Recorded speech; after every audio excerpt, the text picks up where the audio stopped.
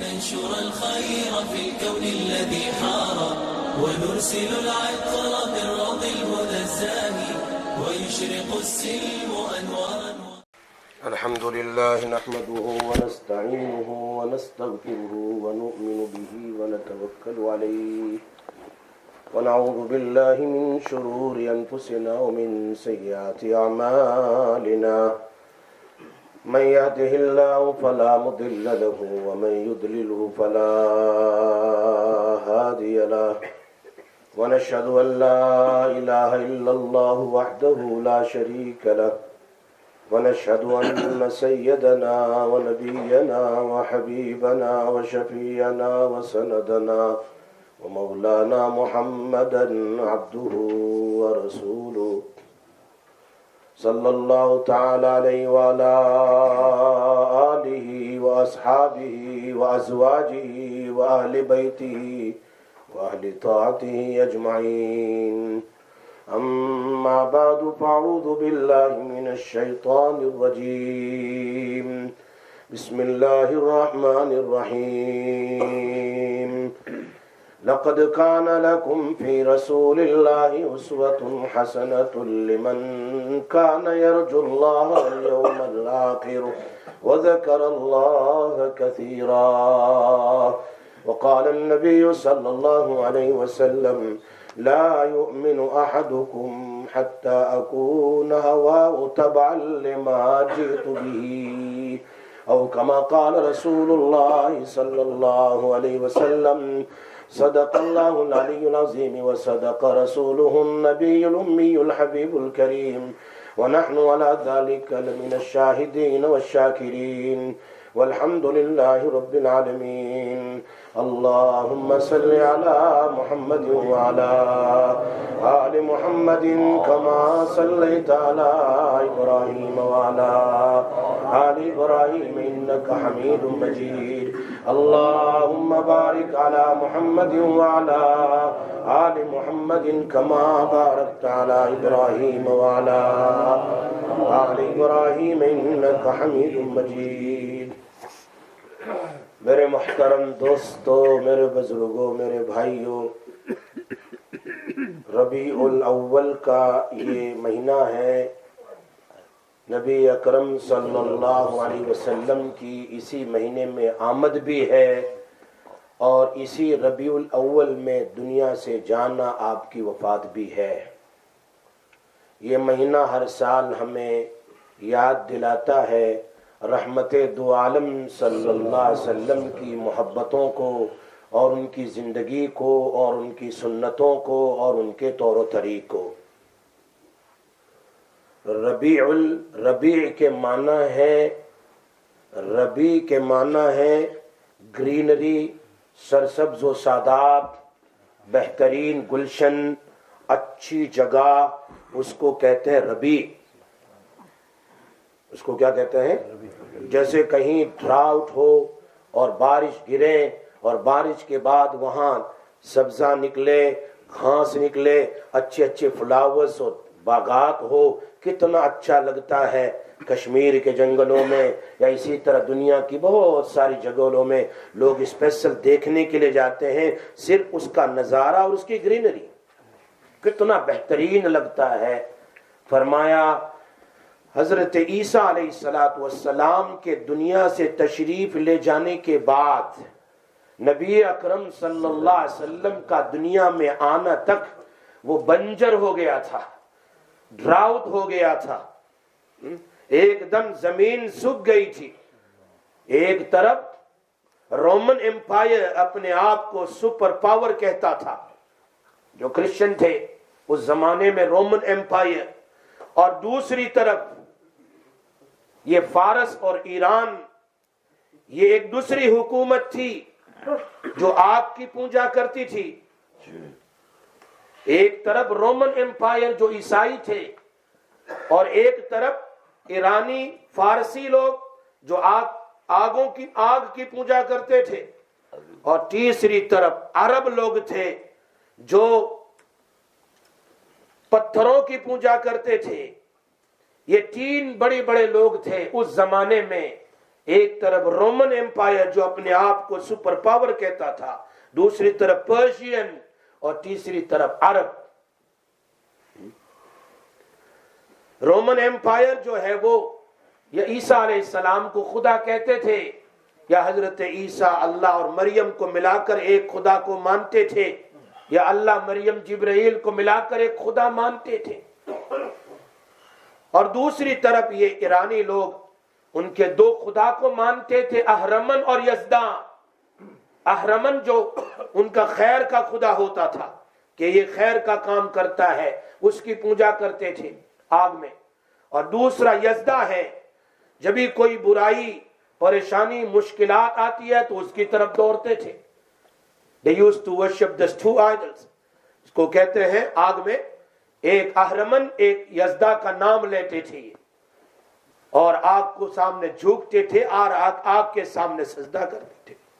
تیسری طرف عرب لوگ ہیں، وہ پتھروں سے مورتی بناتے تھے، آئیڈلز بناتے تھے، اور اس کے سامنے سجدہ اور اس کے سامنے نظر و نیاز اور اس کے نام پر اونٹوں کو ذبح کرنا، شیپ اور بکریوں کو ذبح کرنا وغیرہ کام ہوتا تھا، اور اس پر خون چڑھاتے تھے، گوشت چڑھاتے تھے وغیرہ وغیرہ۔ اگر یہ سفر میں ہوتے تھے تو اپنے ساتھ اس پتھر کو لے جاتے تھے اور راستے میں جہاں کہیں لگا کہ بس عبادت کرنی ہے اسی پتھر کو سجدہ کرتے تھے، اور اگر اس سے بہتر کوئی پتھر مل جاتا اس پتھر کو پھینک دیتے تھے، دوسرے پتھر کو اٹھا کر پھر اس کی عبادت کرتے تھے۔ اور اگر کہیں کوئی پتھر نہیں ملتا تھا تو مٹی کو جمع کرتے تھے اور اپنی اونٹنی کا دودھ نکالتے تھے یا بکریوں کا دودھ نکالتے تھے، اور اس دودھ کو پھر اس مٹی میں ڈال کر پانی کی طرح اس کا گوڑا بنا کر کے گویا اس کا ایک مورتی بناتے تھے اور اس کی عبادت کرتے تھے۔ اور انہی مشرکین نے اسی کعبۃ اللہ میں 307 بت تو صرف کعبہ کے چاروں طرف رکھے تھے، باقی دوسرے بت تو الگ ہے۔ حالانکہ ابراہیم علیہ السلام نے اس مکان کو اللہ کی توحید اور اللہ کی عبادت کے لیے بنایا تھا۔ بات میری سمجھ میں آ رہی ہے؟ کس لیے بنایا تھا؟ اللہ کی عبادت کے لیے اور اللہ کی توحید کے لیے اللہ کا مکان بنایا تھا۔ ایک بات ضرور یاد رکھو، یہ جس کو ہم بیت الحرام کہتے ہیں، سبحان الذی اسری بعبدہ لیلا من المسجد الحرام، جس کو ہم مسجد حرام کہتے ہیں، مسجد حرام سے مراد وہ کعبۃ اللہ ہے، وہ بلڈنگ ہے، یاد رکھو کیا ہے؟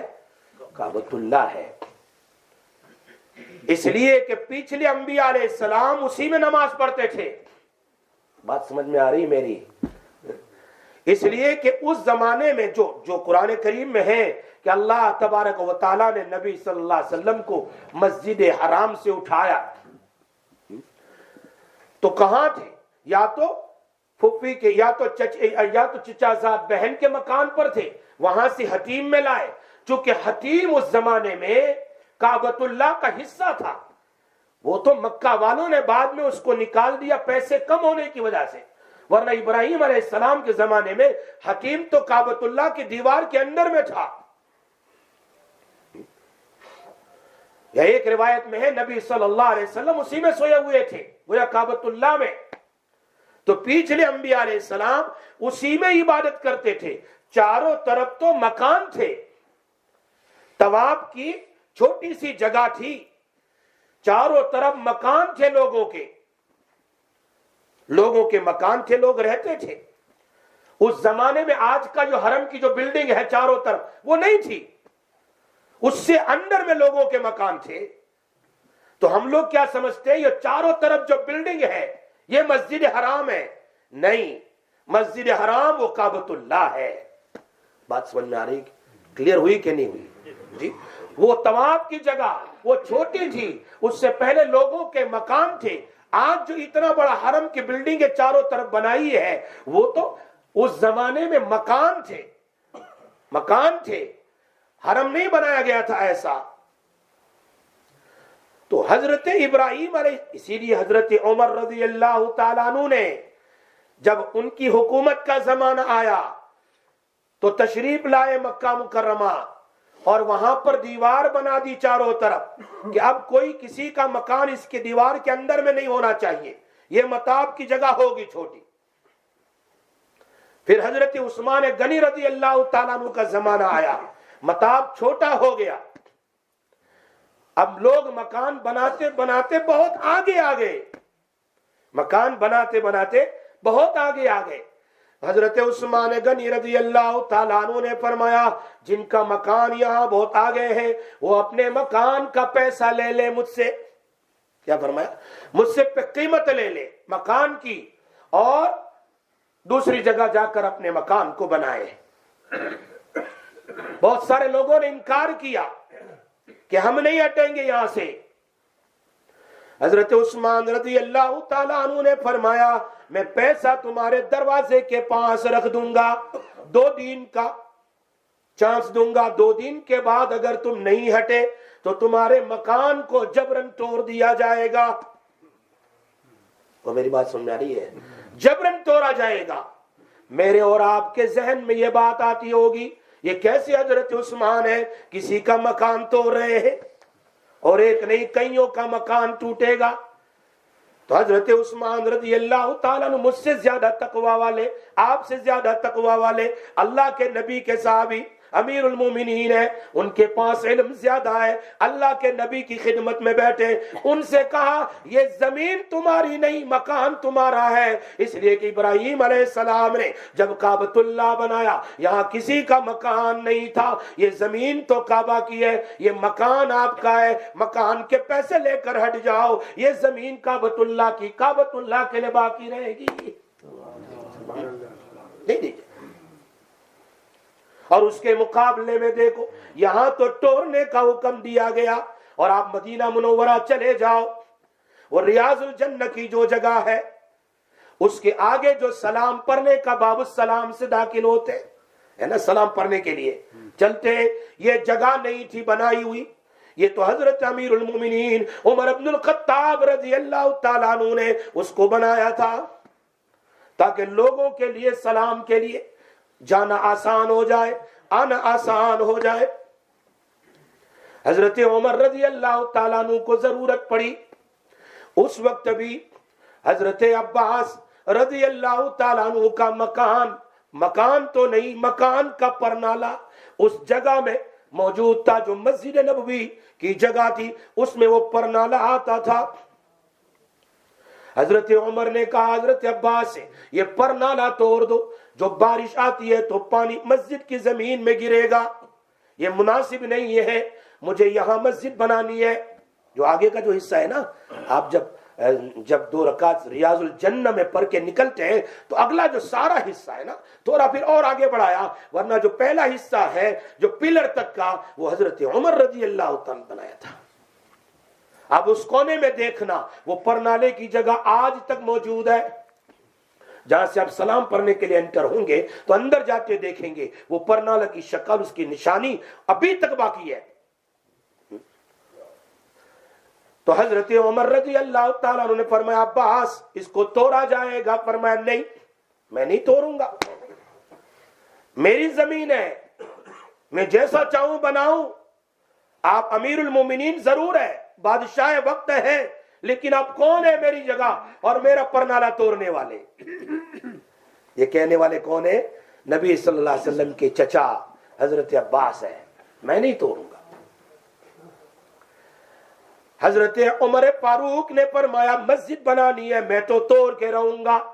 فرمایا ٹھیک ہے، ہم فیصلہ کرواتے ہیں، کن سے؟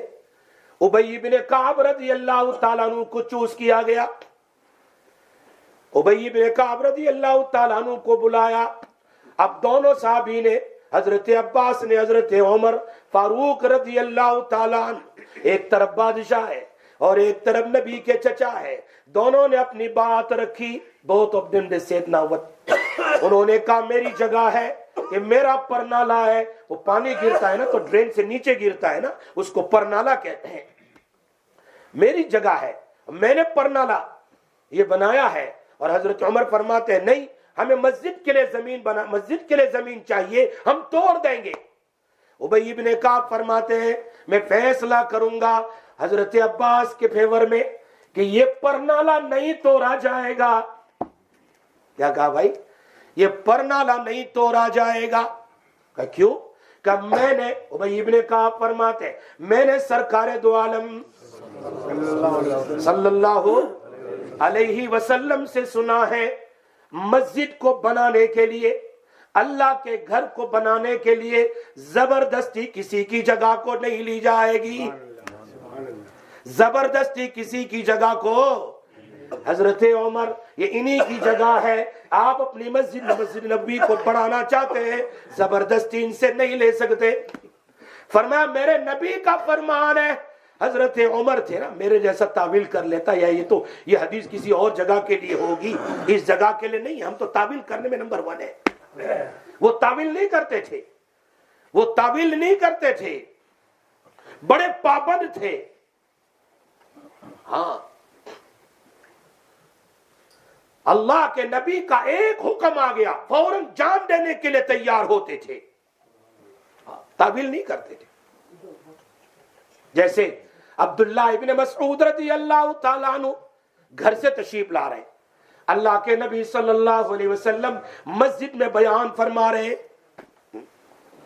کچھ صحابہ بیٹھے ہوئے، کچھ کونے میں کھڑے کھڑے بات کر رہے۔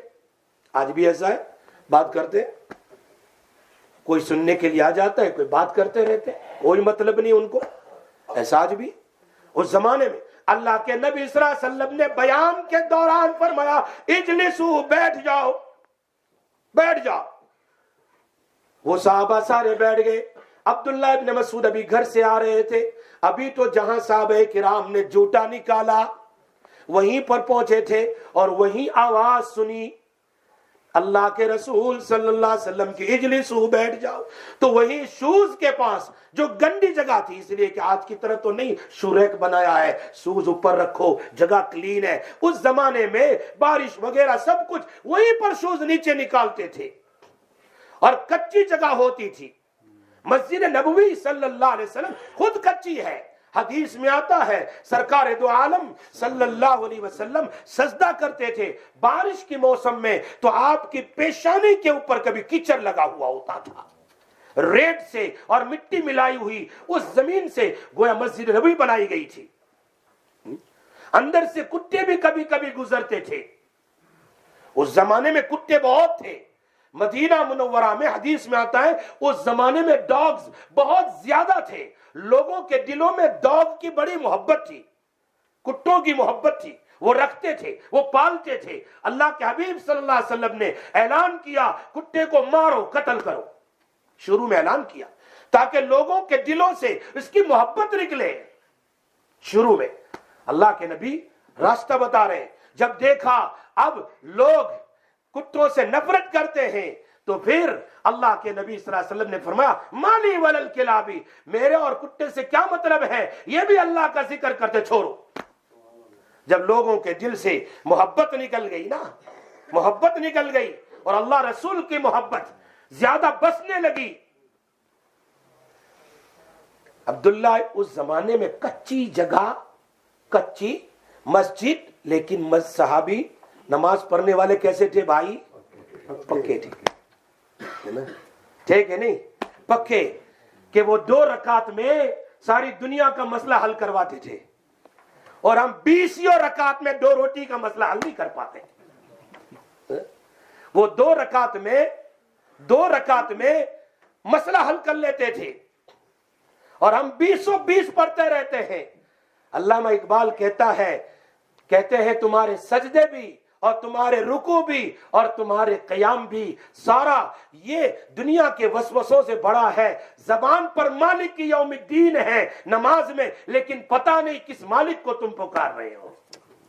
زبان پر الرحمن الرحیم ہے، لیکن تمہارے دل کے اندر میں یہ بات نہیں کون سا رحمان ہے، کتنی رحمت کی ہے اس نے جس کو تم پکار رہے ہو. صرف ایک رٹی ہوئی صورت ہے الحمدللہ, جیسے ریکارڈ کی طرح وہ ریکارڈر رکھ دیا جائے تو کیسے پڑھتا چلا جاتا ہے, ویسے ہم نماز میں پڑھتے چلے جاتے ہیں. کبھی سوچا نہیں الرحمن کون ہے, رحیم کون ہے, مالک کون ہے, ہدایت کا راستہ کیا ہے. قل هو اللہ احد, اللہ ایک ہے, وہ کون ہے. پوری نماز کا 20 رکعت پڑھو پھر بھی مسئلے حل ہو نہیں پاتے ہیں. نبی اکرم صلی اللہ علیہ وسلم کا زمانہ ہے, دیکھو ان کی جیسی نماز تو کون پڑھ سکتا ہے, لیکن کم سے کم 5%, 10%, 5%, 10% we perform salah like Rasulullah. اتنا at least we can do that. مکہ مکرمہ کی زندگی ہے اور آپ کی چہیتی بیٹی سیدہ فاطمہ الزہرا رضی اللہ تعالیٰ عنہ کہہ رہی اللہ کے رسول, ابو جہل, فلاں اور فلاں, عتبہ اور شیبہ آپ کے قتل کی پلاننگ کر رہے ہیں. They are planning to kill you. اللہ کے نبی نے فرمایا بیٹی تم نے سنا؟ فرمایا ہاں میں نے سنا ہے, وہ بات کر رہے تھے. وہ سمجھے یہ لڑکی کیا جانے گی. I have heard they planning against you. فرمایا بیٹی میرے وضو کے برتن لاؤ, مسواک لاؤ, bring my miswak and bring my that pot small what normally he used to make wuzu in it, جگ جس کو کہتے ہیں, وہ لاؤ. آپ نے مسواک کیا اور آپ نے وضو کیا اور وضو کرنے کے بعد 2 رکعت نماز پڑھی اللہ کے سامنے کہ اللہ ان کی پلاننگ کو ختم فرما. جبرائیل علیہ السلام تشریف لائے, فرمایا میرا محبوب اگر یہ لوگ آپ کے قریب آتے, آپ کی 2 رکعت کتنی حل ہوئی. فرمایا اگر یہ آپ کے قریب آتے تو ہم زمین کو پھاڑ کر ان کو جہنم میں ڈال دیتے. کون کہہ رہے؟ جبرائیل علیہ السلام. How many of us we don't even have the miswak. مسواک نہیں ہم برش کر رہے ہیں, مسواک تھوڑا سنت سمجھ کر کیسے کیسے فوائد ہے اس کے ان گنت ہے. آخری فائدہ مرتے وقت کلمہ نصیب ہو جائے گا جو مسواک کرے گا. اللہ کے رسول صلی اللہ علیہ وسلم کی پیاری سنت, ہر وقت صحابہ ساتھ میں, ایک صحابی کان پر رکھتے تھے, جب بھی مسجد آتے مسواک کرتے. میرے رسول صلی اللہ علیہ وسلم فرماتے ہیں اگر میری امت پر مشقت نہ ہوتی, ڈیفیکلٹی نہ ہوتی, تو میں اپنی امت کو ہر نماز کے وقت مسواک کا حکم دیتا. ہر نماز کے وقت کم سے کم وضو کریں تب مسواک تو کر لیں. عبداللہ ابن مسعود رضی اللہ تعالیٰ عنہ فرماتے ہیں میں تو وہیں بیٹھ گیا, وہی گندگی میں. اللہ کے نبی صلی اللہ علیہ وسلم نے دیکھا ابن مسعود تم کو نہیں کہا, میں نے اندر میں جو کھڑے ان کو کہا آپ اندر آ جاؤ, آپ اندر آ جاؤ. تو وہ اندر تشریف لے آئے. بیان کے بعد صحابہ نے پوچھا آپ کو نہیں کہا تھا, he didn't tell you to sit down by the shoe place, why did you sit down there. فرمایا میرے نبی کی آواز آئے میرے کان میں کہ بیٹھ جاؤ اور میں ڈیلے کروں. میرے نبی یوں کہے بیٹھ جاؤ, my نبی said to sit down and I must stand. یہ میری شان کے, یہ اللہ کے نبی کا طریقہ, میں ڈیلے کروں میں اللہ کو کیا جواب دوں گا. یہ عمل کا طریقہ, ہماری طرح ٹاویل نہیں, یہ گندی جگہ ہے یار, ابھی کیا ہوگا ابھی کیا ہوگا, نہیں. تو حضرت عثمان غنی رضی اللہ تعالیٰ عنہ نے تو وہاں توڑوایا زبردستی, یہاں حضرت عمر رضی اللہ تعالیٰ عنہ نے توڑ دیا. تو آپ کے ذہن میں سوال آئے گا کیوں توڑوایا یہ؟ تو ابی ابن کعب نے کہا نہیں, یہ نہیں توڑوانا چاہیے تھا. میں نے اللہ کے نبی صلی اللہ علیہ وسلم کی زبانی سنی ہے کہ زبردستی مسجد کو بنانے کے لیے کسی کی زمین کو نہیں لینا چاہیے. اگر چاہیے تو خریدو اس کو اور اس کی خوشی بھی ساتھ میں ہو. تم اللہ کا گھر بنا رہے. حضرت عمر رضی اللہ تعالیٰ عنہ فرماتے ہیں میں امیر المؤمنین ہوں, میں نے توڑ دیا کوئی تعویل نہیں کی. فرمایا پرنالا میں بناؤں گا. عباس تم میری بیک پر کھڑے ہو جاؤ اور پرنالا دوبارہ بناؤ. ایک بادشاہ رکوع میں جانے کے لیے تیار, ٹیرا ہونے کے لیے تیار, اور اپنی بیک پر کھڑے ہو کر بناؤ. یہ کہ فرمایا حضرت عباس نے نہیں, مجھے اب دوبارہ بنانے کی ضرورت نہیں, میں یہ زمین ہی مسجد میں دے دیتا ہوں. سبحان اللہ. کیا فرمایا؟ اخلاق کو دیکھو. فرمایا میں نے اس لیے یہ ابی ابن کعب کو بلایا کہ ان کو یہ حدیث معلوم تھی, تو یہ حدیث کا آپ کو پتہ چل جائے, اس لیے میں نے کہا ہم فیصلہ کرواتے ہیں, ورنہ میں پہلے بھی زمین دے سکتا تھا مسجد میں, پہلے بھی دے سکتا تھا. صحابہ کرام کی زندگی ایسی تھی. اللہ اکبر. حضرت عثمان غنی رضی اللہ تعالی عنہ حجت یہ حدیبیہ کے موقع پر صحابہ کرام 10,000 صحابہ کرام کے ساتھ جا رہے عمرہ کرنے کے لیے. سیدھے مکہ مکرمہ کی طرف پتہ چلا ادھر سے حضرت خالد آ رہے ہیں لڑنے کے لیے, تو حضرت نبی صلی اللہ علیہ وسلم نے راستہ بدل دیا اور چلے ہیں جدہ کی طرف سے, جہاں آپ نے دیکھا ہوگا کہ آپ جدہ سے مکہ مکرمہ جاتے ہیں تو وہاں قرآن کی شکل کی برج بنائی ہے, اس کے رائٹ سائڈ میں یہ حدیبیہ کی جگہ ہے. راستہ سیدھا جانے کے بجائے اللہ کے نبی صلی اللہ علیہ وسلم نے دوسرا راستہ اختیار کیا, لیکن حدیبیہ پر مکہ والوں نے ان کو سٹاپ کر دیا. اب میرے اور آپ کے آقا جناب رسول اللہ صلی اللہ علیہ وسلم, سب کہہ دو صلی اللہ علیہ وسلم, فرمایا کون ہے جا کر مکہ والوں سے بات کرے, ہم لڑنے کے لیے نہیں آئے ہیں, ہم تو یہاں عمرہ کرنے کے لیے آئے ہیں, 3 دن رہیں گے پھر چلے جائیں گے. لیکن وہ ماننے کے لیے تیار نہیں. حضرت عمر سے کہا آپ چلے جاؤ, you go to مکہ مکرمہ and speak to them, the leaders of مکہ. فرمایا اللہ کے نبی آپ تو جانتے ہیں کہ میرے دشمن کتنے ہیں, مجھے تو ویسے ہی قتل کر دیں گے.